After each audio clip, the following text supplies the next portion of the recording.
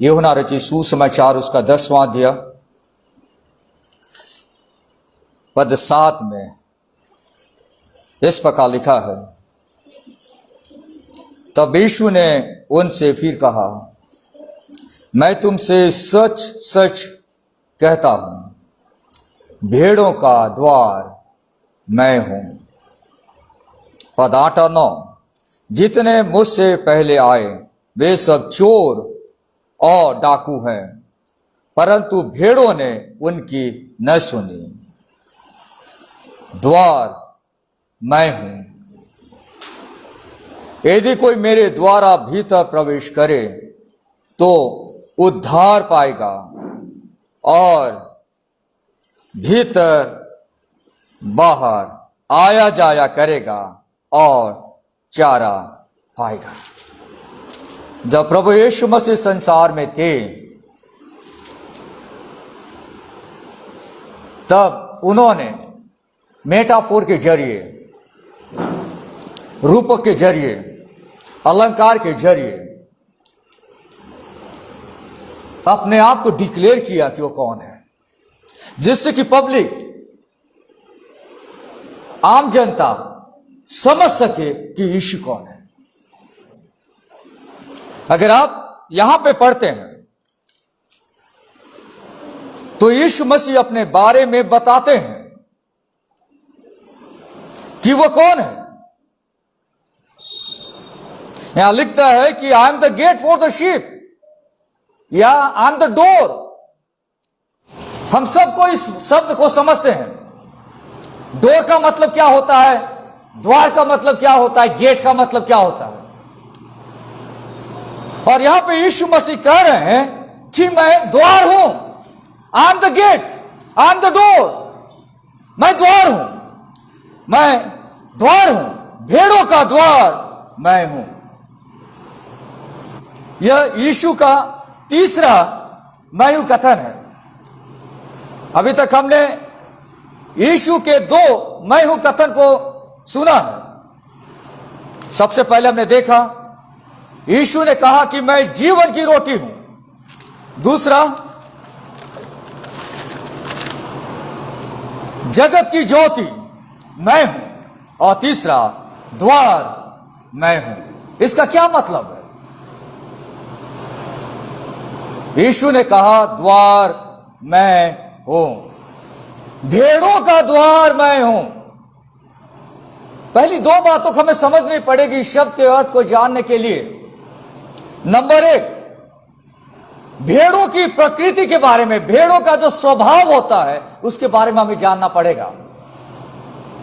और जो भेड़शाला का चलन था पहली सेंचुरी में, उसके बारे में थोड़ी जानकारी हमें गैदर करनी पड़ेगी। तब हम समझ पाएंगे कि यीशु मसीह इस कॉन्टेक्स्ट में जब ये बोल रहे हैं कि मैं भेड़ों का द्वार हूं, यानी वो पब्लिक को क्या बताना चाह रहे हैं। भेड़ों की प्रकृति, भेड़ों का स्वभाव, भेड़ों की प्रकृति कैसी होती है, शीप की प्रकृति कैसी होती है, भेड़ों का स्वभाव कैसे होता है। नंबर 1, स्वभाव से भेड़े अनुयायी होती हैं। मतलब by nature sheep are followers. जो भेड़े जो होती है, अगर आप भेड़ों को देखते हैं तो वे पीछे पीछे चलती हैं, झुंड बनाकर पीछे पीछे चलती है। किसी के पीछे पीछे चलते उसे कहते हैं अनुयायी या फॉलोवर, पीछे चलने वाला। भेड़ों का स्वभाव होता है किसी के पीछे पीछे चलना। आपने कई बार रोड में भेड़ों को देखा होगा, भेड़ों का झुंड आपने देखा होगा, वे किसी के पीछे पीछे चलती है। ये जो भेड़ें होती है उनकी पूरी जिंदगी चरने में, एक जगह से दूसरे जगह जाने में बीत जाती है, और वे कभी भी ऐसा उठाकर नहीं चलते। आपने भेड़ों को नोटिस किया, भेड़ कभी भी ऐसा होकर रोड में नहीं चलते दूसरे जानवरों के जैसा, वे हमेशा ऐसा होकर चलते हैं। क्यों? ये भेड़ों का स्वभाव है। भेड़े स्वभाव से अनुयायी होते हैं, वे फॉलोवर्स होते हैं। उनको मालूम है कि अगर कोई उनको लीड कर रहा है तब वे चुपचाप पीछे पीछे चलते रहते हैं। ऐसा आंखों को उठाकर देखते नहीं है। यह उनका स्वभाव होता है, भेड़ों का स्वभाव। उनके पास घर वापसी प्रवृत्ति नहीं होती। भेड़ें जो होती हैं दूसरे जानवरों के जैसा, जैसे आप दूसरे जानवर को बाहर चराने ले जाएंगे तो उसे शाम के समय में अपने घर जाने का इंतजार होता है और उसे मालूम है कि ये मेरा रास्ता है, मेरे मालिक का घर है। दौड़ते दौड़ते दूसरे जानवर अपने घर वापस पहुंच जाते, पर भेड़ वैसी नहीं होती। भेड़ों का स्वभाव होम वापस आने की प्रवृत्ति का स्वभाव नहीं है। They are totally incapable of finding their way. जब एक बार कहीं पे उनको छोड़ दिया गया बीच रास्ते में और आप उसे यही एक्सपेक्ट करें कि वो खुद घर ढूंढते आए, भेड़ नहीं कर सकती, क्योंकि भेड़ का स्वभाव ही होता है फॉलोवर का स्वभाव, अनुयायी का स्वभाव। वो पीछे पीछे चलती है। प्लेन ग्राउंड में भी आप उन्हें रख दे तो भी वे वापस ढूंढते अपने निवास स्थान पर नहीं पहुंच पाती। ये भेड़ों का स्वभाव है। अगर कोई एक भेड़ सामने खड़ी होकर उनको चलाएगी तो सारी भेड़ें उसके पीछे पीछे चलेंगी। ऐसा रखकर पीछे पीछे चलेंगी। और अगर सामने वाली भेड़ गड्ढे में गिर गई तो दूसरे भेड़े ऐसे उठा के नहीं देखते कि सामने गड्ढा है, वो लोग भी पीछे जाकर उसी गड्ढे में गिरते हैं, क्योंकि उनका नेचर जो होता है वो नेचर है फॉलोइंग समवन। दूसरा, भेड़ें जो होती है वे आसानी से चोटिल हो जाती है। अगर कोई उन पर आक्रमण करता है तो वे अपने आप को बचा नहीं पाते, कहीं भाग नहीं पाती। भेड़ें चोटिल हो जाती है। कोई उन्हें मार देता तो उनको चोट लगती है, क्योंकि वे खुद का डिफेंड नहीं करती है। भेड़ों का स्वभाव दूसरे जानवरों के जैसा नहीं है। दूसरे जानवर सिर को ऐसा करेंगे, आप उनको अगर गुस्सा दिलाएंगे तो आपको पीछे दौड़ाएंगे भी, पर भेड़ का स्वभाव ऐसा नहीं है। भेड़ आसानी से चोटिल हो जाती है, तो उन्हें मार देता है, आसानी से उस दुख को सहन कर लेती है। यह भेड़ों का स्वभाव होता है। भेड़ें आसानी से चोटिल हो जाती है। कोई उन पर आक्रमण करता है तो अपने आप को बचा नहीं सकती। वे झुंड में चलते रहती है, इसलिए उनको पकड़ना बड़ा आसान होता है। कोई शिकारी उनको आसानी से पकड़ सकता है, आसानी से उनका वध कर सकता है, आसानी से उनका हत्या कर सकता है। बड़ी आसानी से भेड़ें चोटिल हो जाती है। यह उनका दूसरा स्वभाव। भेड़ें कैसी होती है, भेड़ों की प्रकृति कैसी होती है? भेड़ें आसानी से चोटिल हो जाती है। तीसरी बात, भेड़ें शिकारियों के सामने बेबस होती हैं। जब कोई शिकारी उनके पास आता है, उन्हें ले जाना चाहता है, वे एक बेचारे की नाई बेबस होती हैं। They are helpless. ये इधर उधर भाग नहीं सकती अपने जान को बचाने के लिए। शिकारी आसानी से उन्हें पकड़ लेता है, बेबस है। आपको मालूम है, भेड़ें जो होती है मूविंग वाटर से डरती है, यानी जो बहता हुआ पानी है उसे भेड़ें डरती है।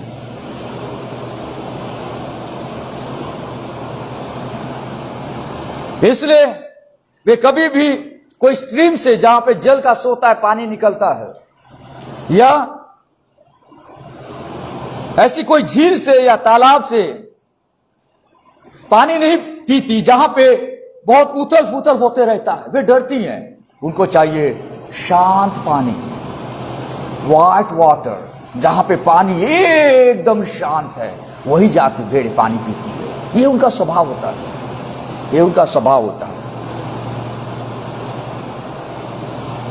यीशु मसीह कहते हैं, भेड़ों का द्वार मैं हूं। भेड़ों का द्वार मैं हूं। आपको मालूम है, भजन संहिता 23 में बताया गया है, यहोवा मेरा चरवाहा है, उसका एक शब्द को मैं यहां पे पढ़ना चाहूंगा, भजन उसका 23वां अध्याय। जब राजा दाऊद कहता यहोवा मेरा चरवाहा, देखिए क्या शब्द वो इस्तेमाल कर रहा है, यहोवा मेरा चरवाहा, मुझे कुछ घटी न होगी। वो मुझे हरी हरी चराइयों में बैठाता है और मुझे सुखदाई जल के झरने के पास ले चलता है। He leads me beside quiet waters। देखिए यहाँ पे जो शब्द है उसको ध्यान से समझिए, क्यों मैं आपको ये बताना चाह रहा हूं। क्वाइट वाटर, क्वाइट का मतलब होता है शांत पानी। हिंदी भाषा में वो शब्द एग्जैक्टली वैसा नहीं आया, इसलिए हम समझ नहीं पा रहे हैं, पर आप समझिए क्वाइट वाटर जब हम बोलते हैं तो पानी एकदम शांत है। ये भेड़ों का स्वभाव होता है, क्वाइट वाटर में वे जाती है और वहीं से वो पानी पीती है। ये भेड़ों का स्वभाव है। भेड़ों की प्रवृत्ति का जिक्र यहां पे किया गया है। ये तीसरी बात भेड़ों की प्रकृति के बारे में। चौथी बात, भेड़ें पूरी तरह से चरवाहों पर निर्भर होती है। अगर चरवाहा उनके साथ नहीं है तो भेड़ें किधर जाएगी बता नहीं सकती, चरवाहा उनको लीड करता है। भेड़ें पूरी तरह से चरवाहों पर निर्भर होती है। चरवाहा और भेड़ों के बीच में एक अटूट संबंध होता है, अविभाज्य संबंध होता है जिसे तोड़ा नहीं जाता। एक जबरदस्त दोनों के बीच में एक घनिष्ठ संपर्क होता है, चरवाहा और भेड़ का। दोनों साथ साथ मूवमेंट करते हैं। भेड़ों को चाहिए चरवाहा, कोई चराने वाला, इसलिए भेड़ें पूरी तरह से चरवाहों पर निर्भर होती है। यह भेड़ों का स्वभाव होता है। भेड़ों की प्रकृति के बारे में मैंने आपको बताया, भेड़ों का स्वभाव के बारे में मैंने आपको बताया। भेड़ें स्वभाव से अनुयायी होती हैं। भेड़ें आसानी से चोटिल हो जाती हैं। भेड़ें शिकारियों के सामने बेबस होती हैं। भेड़ें पूरी तरह से चरवाहों पर निर्भर होती है। आगे हम देखेंगे भेड़शाला। भेड़शाला क्या होता है? अगर आप परमेश्वर के वचन में पढ़ते हैं, भेड़ें भेड़शाला में पाई जाती है रेस्ट करने के लिए। देखिए हम देखते हैं यूहन्ना रचित सुसमाचार उसका 10वां अध्याय में।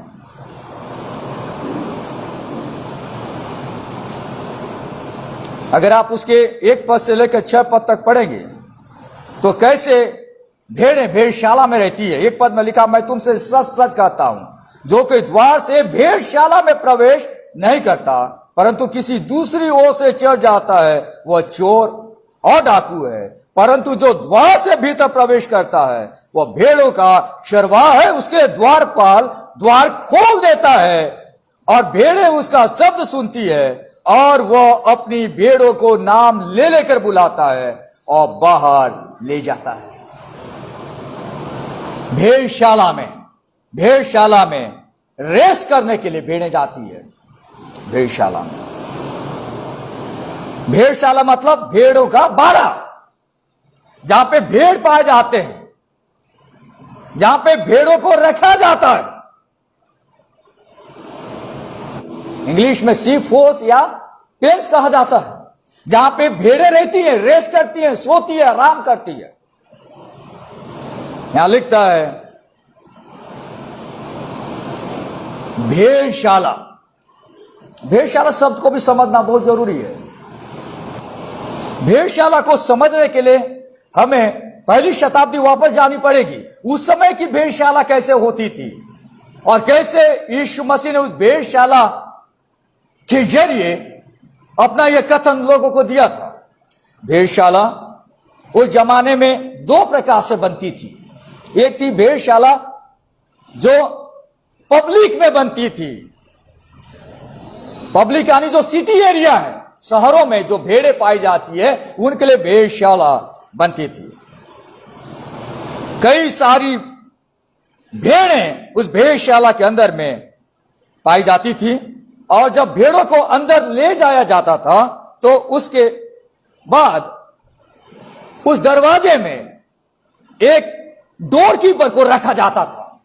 रात के समय में रखवाली करने के लिए और उसकी ड्यूटी थी कि पूरी रात उन भेड़ों की रखवाली करे जो भेड़शाला के अंदर में है। क्योंकि रात के समय कोई चोर आ सकता है, रात के समय कोई जंगली जानवर आ सकते हैं, इसलिए वहां पर एक द्वारपाल होगा, वहां पर एक डोर कीपर होगा जो वहां उनकी रक्षा करने के लिए डोर में, गेट में पहरा देता रहेगा। ये जो शहरों में जो भेड़शाला बनती थी, इस प्रकार की भेड़शाला होती थी।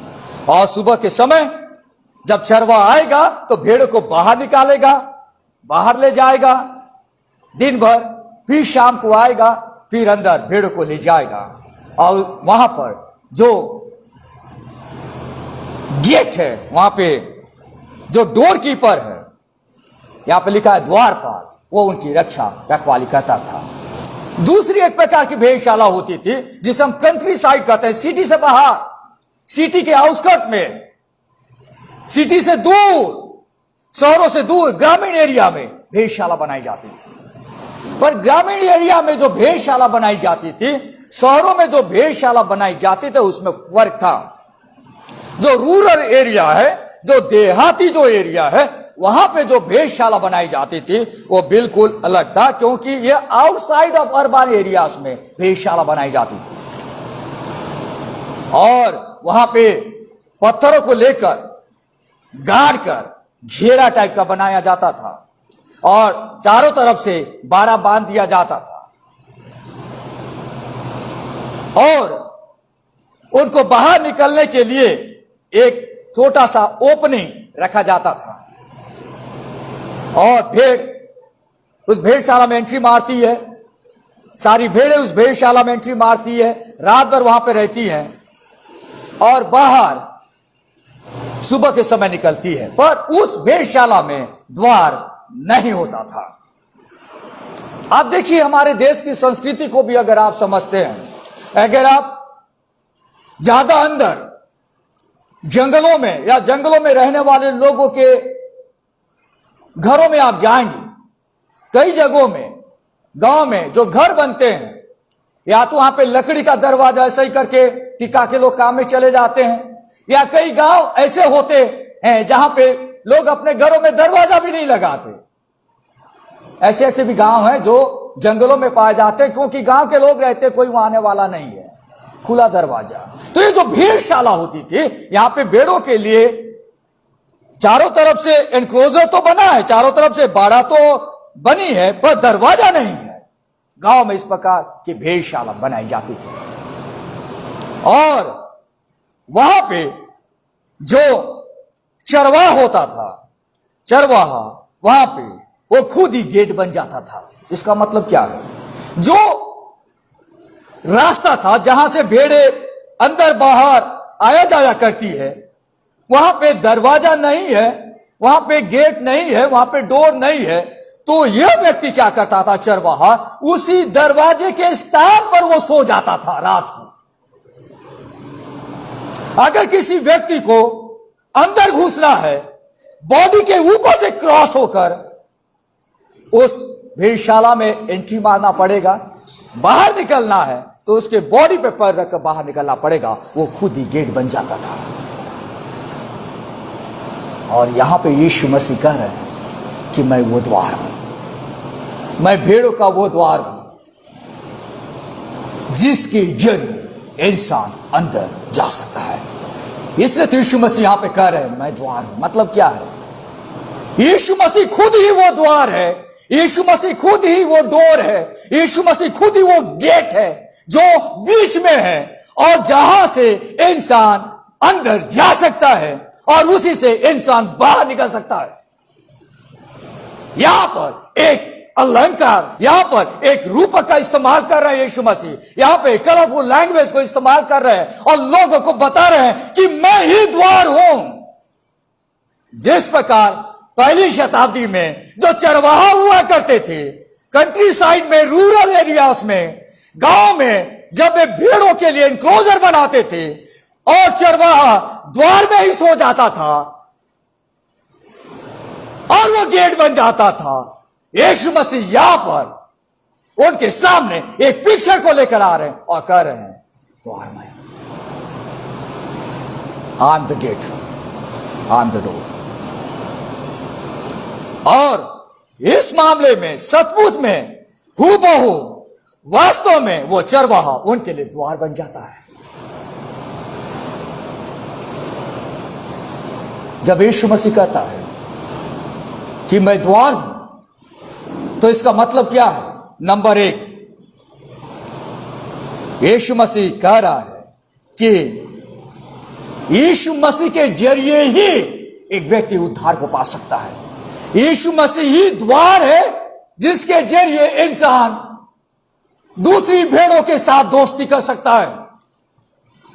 बहुत सारे लोग कहते हैं यीशु मसीह भी एक रास्ता है, दुनिया में बहुत सारे रास्ते हैं। यीशु मसीह कहता है द्वार मैं हूं, मैं द्वार हूं, यानी एक ही द्वार है। उद्धार पाने का कोई दूसरा द्वार दुनिया में नहीं है। इसलिए तो यीशु मसीह कहता आया, इसलिए यीशु मसीह कहता मैं हूं द्वार, मैं हूं भेड़ों का द्वार, मैं हूं। मेरे जरिए ही इंसान उद्धार और अनंत जीवन पा सकता है, अन्यथा दुनिया में कोई दूसरा द्वार नहीं है।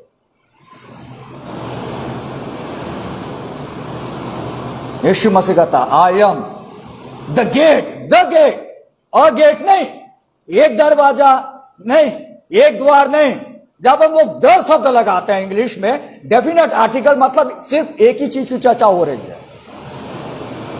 जब हम किसी संस्था के आगे द शब्द इस्तेमाल करते हैं या किसी नाउन के आगे, संज्ञा के आगे द डेफिनेट आर्टिकल लगा जाता है, means there is only one, there is only one.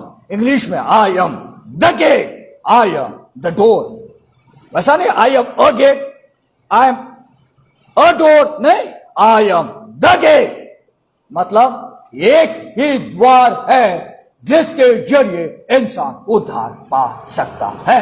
There is no other door. दूसरी बात, जब यीशु मसीह कह रहा है कि मैं द्वार हूं, वह कह रहा है कि मैं चोर और डाकुओं से तुम्हें बचाता हूं। जब द्वार है तो चोर और डाकू एंट्री नहीं मार पाएंगे। अगर चोर और डाकू को अंदर जाना है तो उस द्वार से होकर जाना है। जब कोई व्यक्ति यीशु पर विश्वास करता है तो वो उस भेड़शाला में रहने लगता है, उद्धार को पा जाता है।